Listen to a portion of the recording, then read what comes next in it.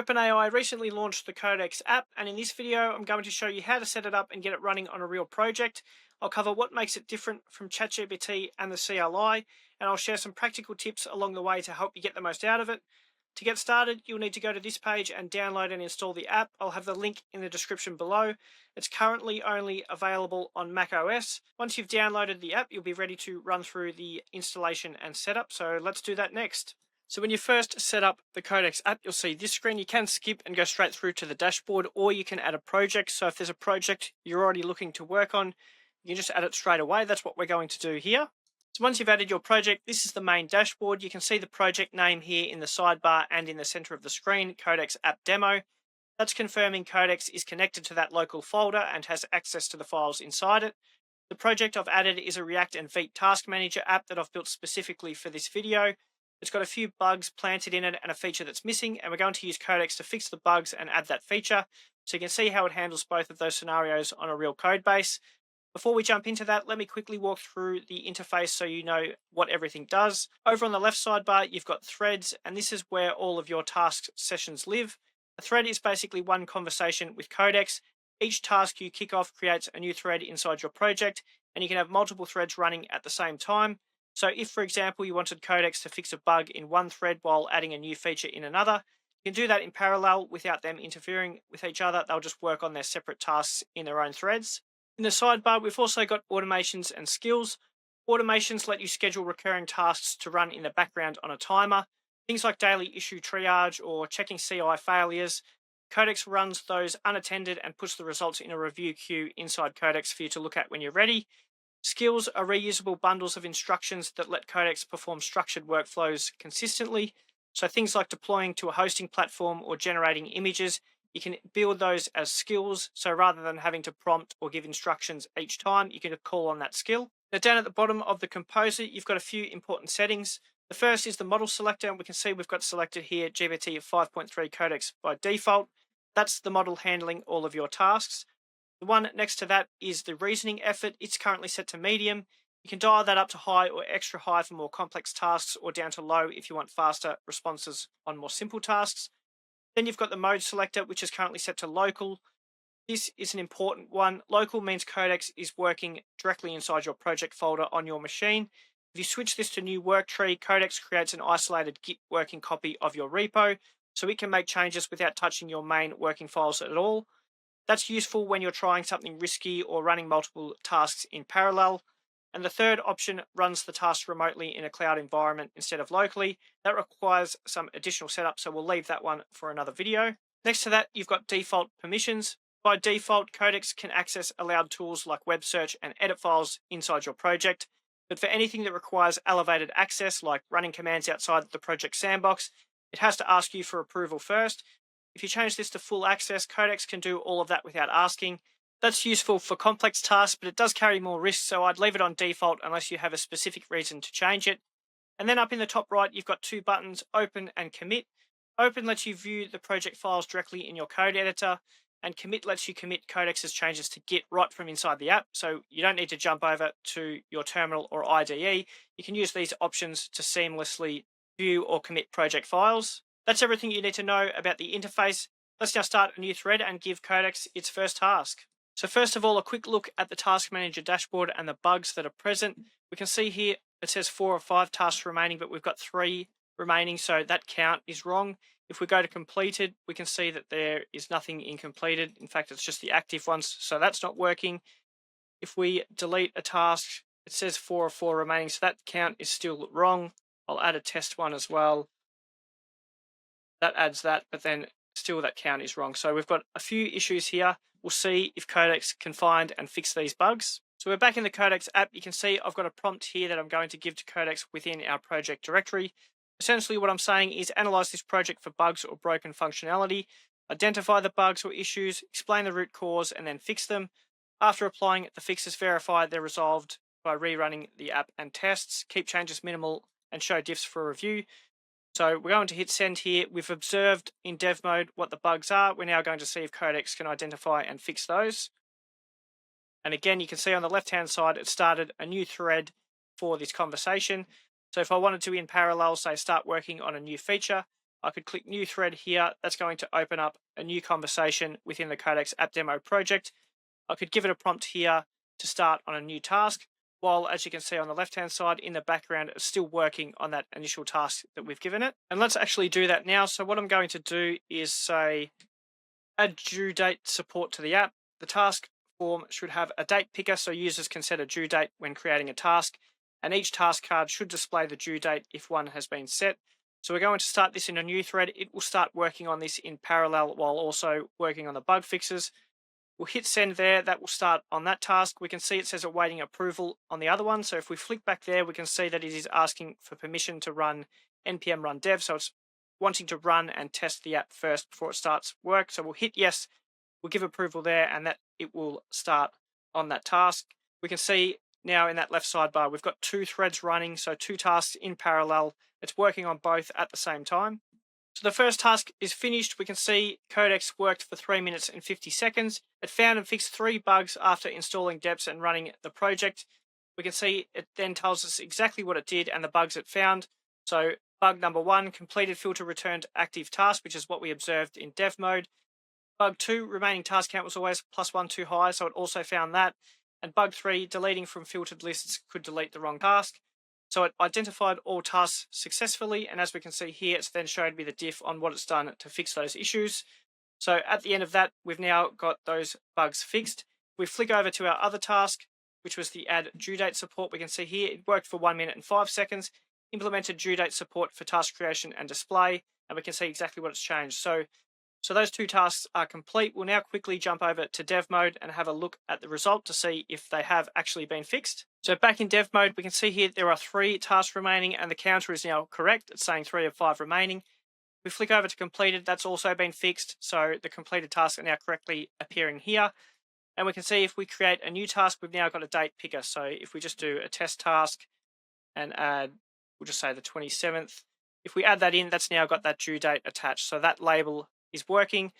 That's been correctly implemented as well. So we can see both tasks completed successfully, and we've now verified that they're working in dev mode. So we're back in the Codex app, and the next feature I want to show you is how to fork threads. This is a really cool feature that allows you to test different variations of solutions and choose what you prefer. So in this example, I've got the due date thread from earlier where Codex added the date picker to the task form. The implementation works, but let's say I want to explore a different approach. Instead of a calendar picker, maybe I want to try preset options like today, tomorrow, and this week as a drop-down. The problem is I don't want to throw away what Codex already built in case I decide the original version was better. That's exactly what forking is for. So what I can do is right-click on this thread and go down and click on fork into local. And that creates a brand new thread that's a complete copy of the original, the same conversation history, the same context, the same understanding of everything it's already done. The original thread stays completely untouched, so if I don't like this new test that I do, I can just revert back to the original. The locally part where we did fork into local just means that this forked thread is going to run on my machine the same as the original. So now I'm in the forked thread, I can give it a new prompt. So let's say instead of date picker, implement the due date as a drop down with preset options. We'll hit enter and let it work. While it's running, the key thing to understand here is that I now have 2 versions of this feature running in parallel. The original calendar picker implementation is sitting in the original thread, and this alternative drop-down version is being built in the fork. When both are done, I can compare the 2, pick the one I prefer, and archive the other one. So think of it like Git branching, but for your agent conversation. You're not undoing anything, you're just exploring a different path without losing what you already have. And if you don't like this version, for example, you can go back to the original and still have all of that same context. Now, in this example, I forked locally just to keep the demo simple, but if you're actually using forking in a real workflow and you want to compare 2 implementations and pick the better one, you'd want to use fork into new work tree instead. What this does is spin up a completely separate working copy of your repo for the forked thread to work in. So any changes Codex makes in that fork stay entirely isolated from your main files.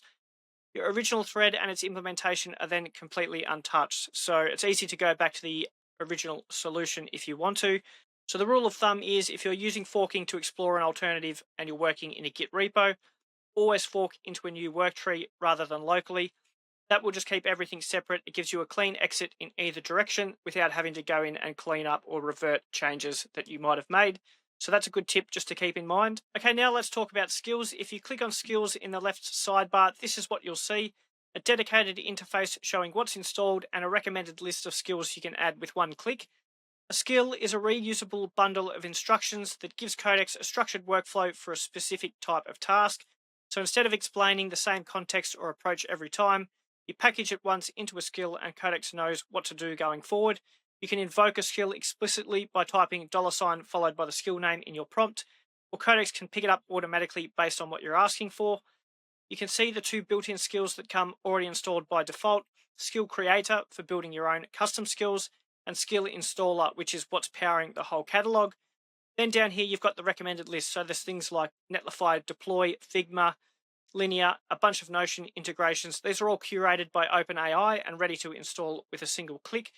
I'm going to install Doc. This one gives Codex a structured workflow for editing and reviewing docx files directly inside your project. So if your repo includes any documentation or reports in Word format, Codex can work with those the same way it works with your code files. You can see when you click on a skill and open it up, there's a lot of information here that explains exactly what the skill is and how it works. And then to install, all you have to do is press this button here in the bottom right.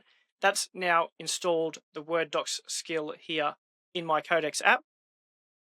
So what we can do now in our Codex app demo project is start a new thread. We choose $sign and start typing.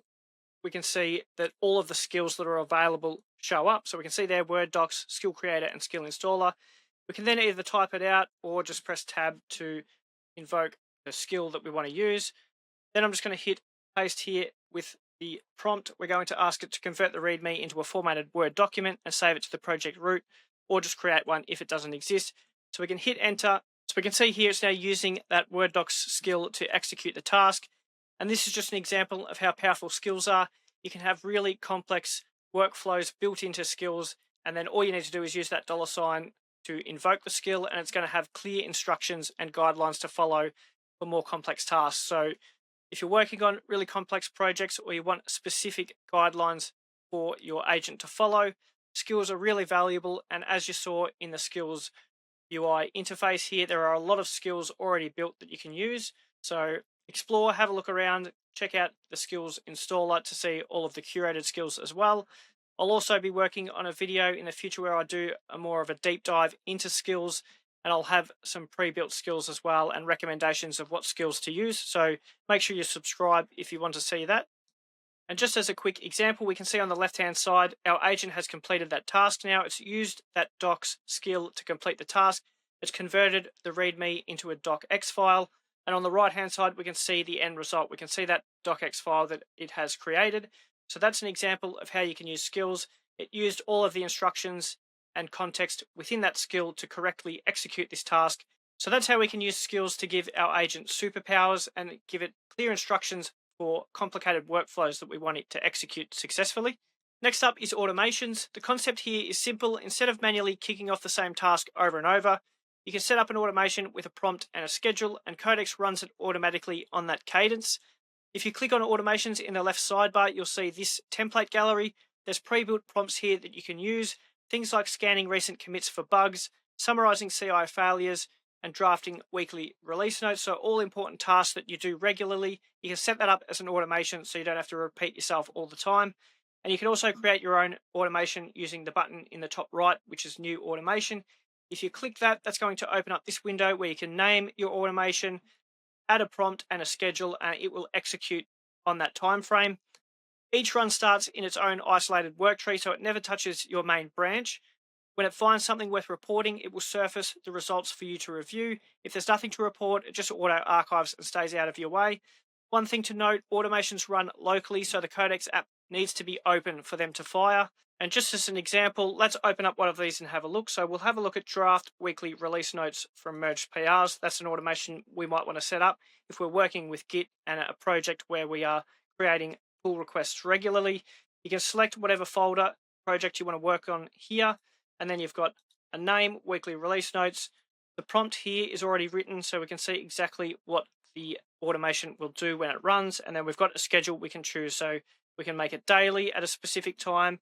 We can have it intervals, so we can have it run every 48 hours, for example, if we want it to run every 2 days.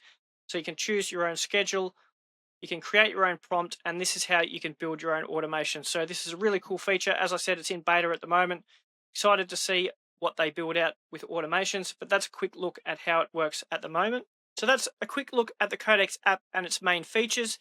Compared to the CLI, it's the same underlying agent, but with a proper interface. You get the diff review pane, the built-in terminal, the skills catalog, automations, and the ability to manage multiple threads visually. So if you prefer this kind of interface over the CLI, this is going to be a really good choice. Compared to ChatGPT, it's purpose-built for coding workflows. It has direct access to your local files, it runs commands inside your project, and it understands your code base rather than just responding to prompts. And the thing that makes it unique is the ability to run multiple agents in parallel, each working on a separate task in its own isolated work tree. So it allows you to multiply your throughput and be really efficient because you can easily manage all of the different sessions within the Codex app. This video was a starter guide and a quick walkthrough of the key features. I'm going to put together a more in-depth tutorial. So if you've got specific questions, workflows you want to see, or features you want me to dig into, drop them in the comments and I'll include them in the deep dive. If you found this useful, make sure you subscribe. I've got dedicated videos coming on skills and automations, and I'll keep covering the Codex app as it evolves. Thanks for watching, and I'll see you in the next one.